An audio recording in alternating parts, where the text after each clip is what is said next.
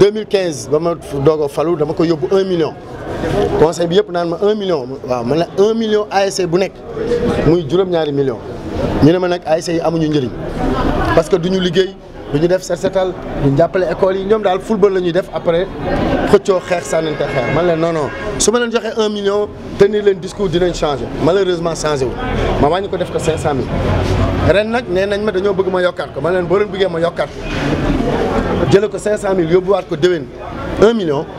maa ngi leen ni ñaan ngeen ñëw jàpp ci lépp lu commune bi di def waxuma la le maire Amadou Diarra politicien bi déedéet